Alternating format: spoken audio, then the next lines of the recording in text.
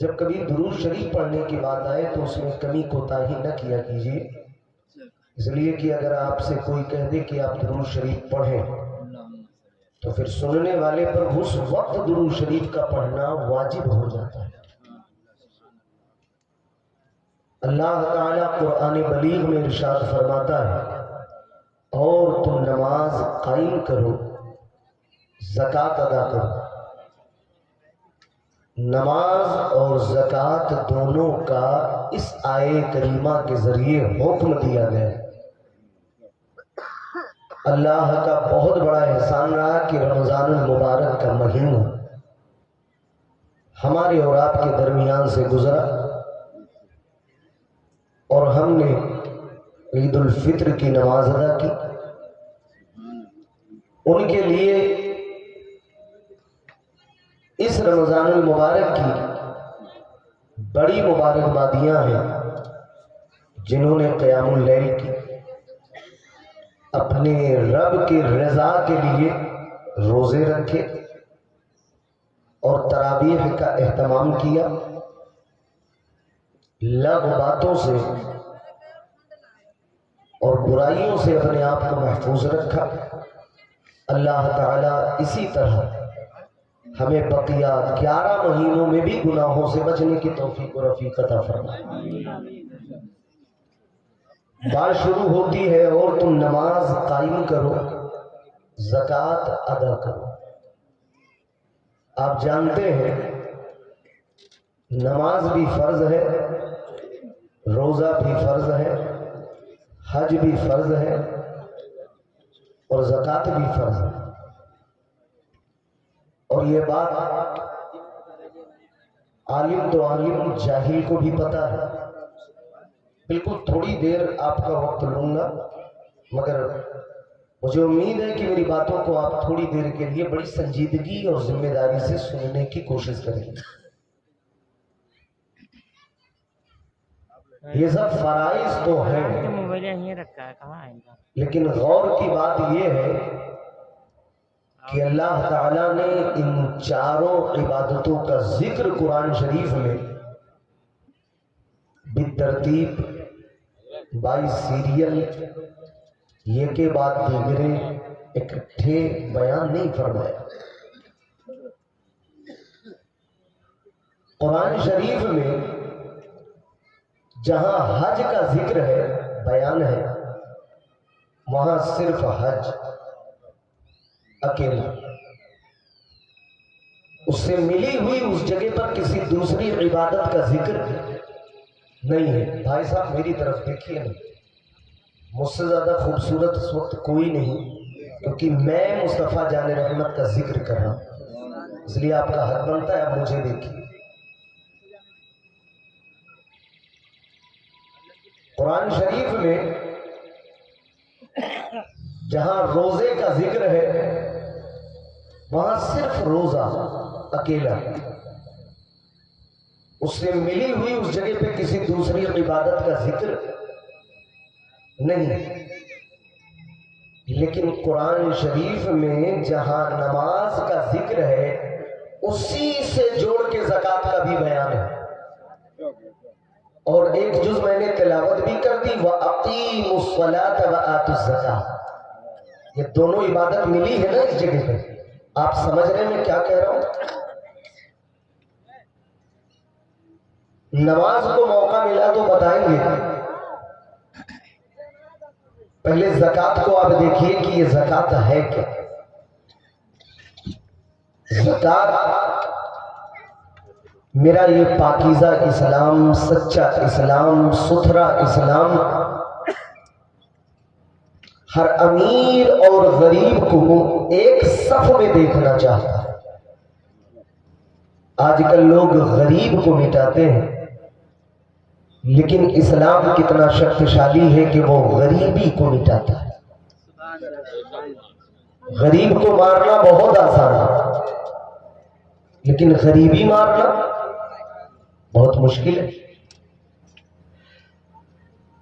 آپ کو اگر زکوٰۃ نکالنی ہے اور آپ صاحب نصاب ہیں، صاحب نصاب کی صورت تو آپ جانتے ہیں کہ آپ کے پاس 7.5 تولہ سونا یا 52.5 تولہ چاندی یا اس کے مقدار ضروریات کے خارج جو مال ہے اور وہ مال اصلیہ تک پہنچ جائے تو آپ پر زکات آپ نکالیں گے زکات. اور آپ نے جب زکات کو نکالا تو نکال کر کے آپ زکات دیں گے کسی غریب کو. اور زکات کا پیسہ جب غریب لیا اور لے کر کے گیا تو اس نے پیٹ بھر لیا, کھانا کھا لیا. لیکن جب زکات کو آپ نکالیے گا, اللہ ماشاء اللہ, میں تو یہ سمجھتا ہوں کہ میری قوم کے صاحب ثروت اگر مکمل طور سے زکات کو نکال دیں تو وہ 8 لوگ جن کا ذکر قرآن میں ہے جو مستحقین زکات میں آتے ہیں, ان میں سے 3 یا 4 تو اب استحقاق کی حیثیت رکھتے ہی نہیں, بلکہ اور جو غریب ہیں, یتیم ہیں, مسکین ہیں, فی سبیل ہے, جن میں یہ مدرسے بھی آتے ہیں, اگر مکمل طور سے یہ زکات ادا کر دی جائے تو غربتی اسلام سے دور ہو جائے. اور یہ اسی لیے آپ غور فرمائیں کہ ہم نے تراویح پڑھ لی, ہم نے روزے رکھ لیے, وہ اللہ تک جاتا تھا, میں نے سجدہ اس کے لیے کیا, مگر جیسے ہی عید الفطر کے لیے شوال کا چاند نمودار ہوا, ائمہ مساجد نے اعلان کیا کہ اب تو اپنی تراویح اور نمازوں کو اگر قبول کروانا چاہتا ہے تو فطرے کی ادائیگی کر. کس لیے تھا آخر یہ اعلان کیوں کیا؟ کیا وہ 2 کلو 45 گرام جب تک کہ ہم ادا نہ کریں تو پھر ہمارے یہ سجود معلق ہے, لٹکے؟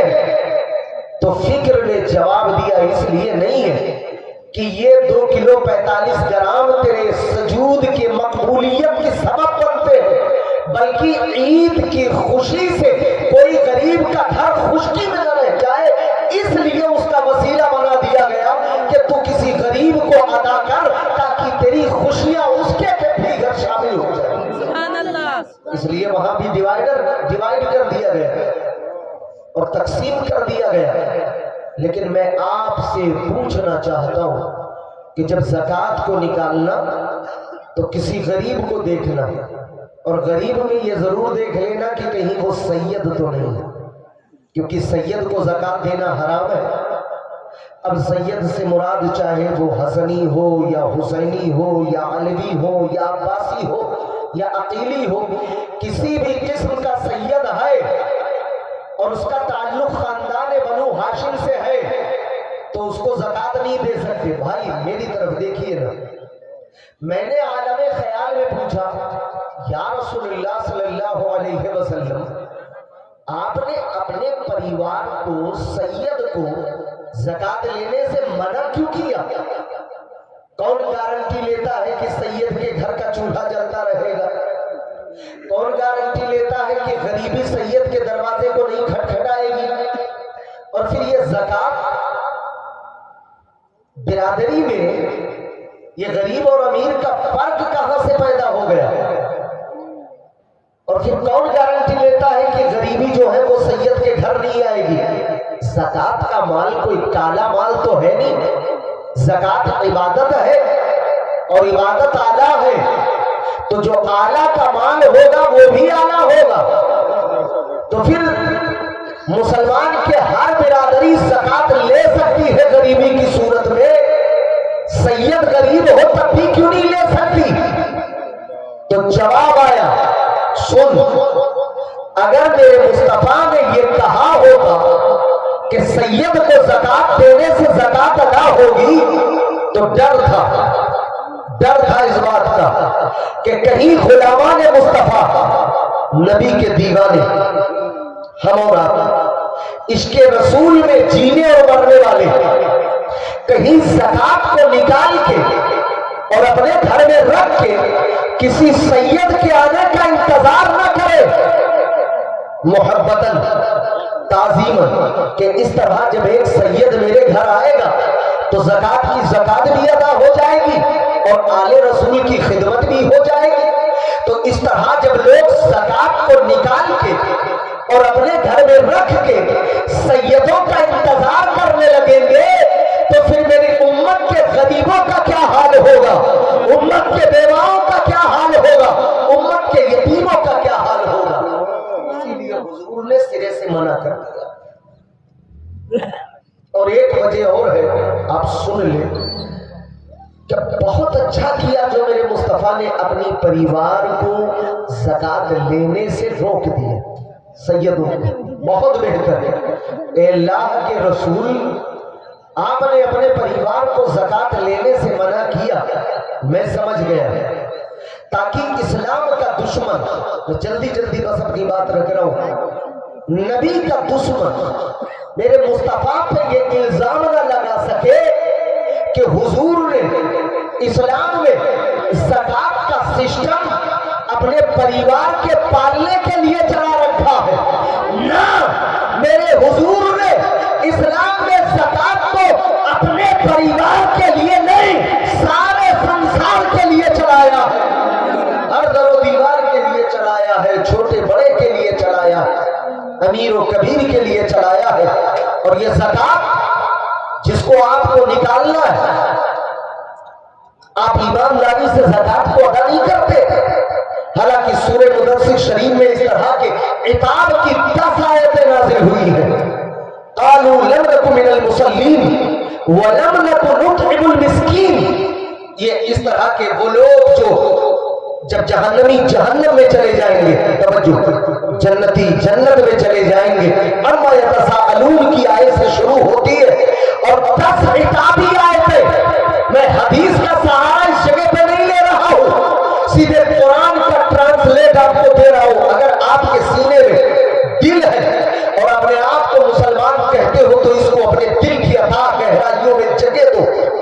جب جہنمی جہنم میں اور جنتی جنت میں چلے گئے تو پھر وہ جنتی اللہ کے حضور استدعا کریں گے کہ باری تعالیٰ وہ جو دنیا میں میرے دوست ہوا کرتے تھے جنت میں نظر نہیں آ رہے، مجھے اجازت دے کہ اگر ان کا ٹھکانہ جہنم ہے تو میں ان سے ملاقات کروں۔ توجہ تو ہے نا، ملاقات کروں۔ اللہ رب العزت ان کے دنیاوی دوستوں کو سامنے کھڑا کر دے گا، بھائی سامنے کھڑا کر دے گا، اور پھر یہ جب دیکھیں گے اور پوچھیں گے کہ دنیا میں تو تمہیں میرے ساتھ تھے، وہ کون سی وجہ ہے جس کے باعث تم جہنم میں چلے گئے؟ تو وہ کہیں گے قالوا لم نکن من المصلین، ہم وہ لوگ ہیں جو دنیا میں رہتے تھے مگر نماز نہیں پڑھتے تھے، ہم نماز کو ترک کر دیتے تھے، نماز کو چھوڑنے والوں صریح طور پر حصے قطعی سے ثابت ہے۔ اللہ نے فرمایا ہے کہ وہ لوگ اس لیے جہنم میں جائیں گے کہ نماز نہیں پڑھتے تھے۔ وَلَمْ نَكُنْ نُطْعِمُ الْمِسْكِينَ، اور پھر دوسرے لوگوں سے پوچھا جائے گا تمہارے جہنم میں آنے کی وجہ اور سبب کیا بنی؟ وہ کہیں گے کہ ہم زکات کے مستحق تھے دینے کے، مگر زکات نہیں نکالتے تھے، ہمارا غریب پڑوسی بھوکوں مرتا تھا، بچے اس کے فاقے پہ فاقہ کرتے تھے، مگر ہم زکات کی دینے کے استحقاق رکھنے کے باوجود وہ زکات کا ناپاک مال نہ نکالتے ہوئے اپنے بچے پہ وہ ہم خرچ کرتے تھے۔ اور جب وہ قبر میں مر کر کے جائے گا تو ادھر سے سانپ ادھر سے اژدہے اس کے بدن کو اپنے احاطے میں لیں گے، وہ اژدہے خود کہیں گے کہ میں تیری دنیا کا مال ہوں، تجھ پر عذاب دینے کے لیے رب نے مجھے مسلط فرما دیا۔ میں تم سے پوچھنا چاہتا ہوں تمہاری حمیت کہاں مردہ ہو گئی؟ آج تم نے اپنے رب سے وعدہ کیا کہ رمضان میں ہم رہیں گے، گناہ نہیں کریں گے، روزہ رکھا ہوگا، تم نے صاحب حیثیت نے زکات بھی دی ہوگی، اور جیسے ہی عید الفطر کی نماز ادا کی انہوں نے جان لیا کہ ہمارے لیے سارے گناہوں کے دروازے کھول دیے گئے۔ وہ رب جو رمضان میں کھانے پینے کے تمام مشروبات سامنے ہونے کے باوجود بھی ہم ہاتھ نہیں لگاتے تھے کیونکہ میرا رب مجھے دیکھ رہا رہا ہے. اگر ہم کچن میں جا کے کچھ کھا لیتے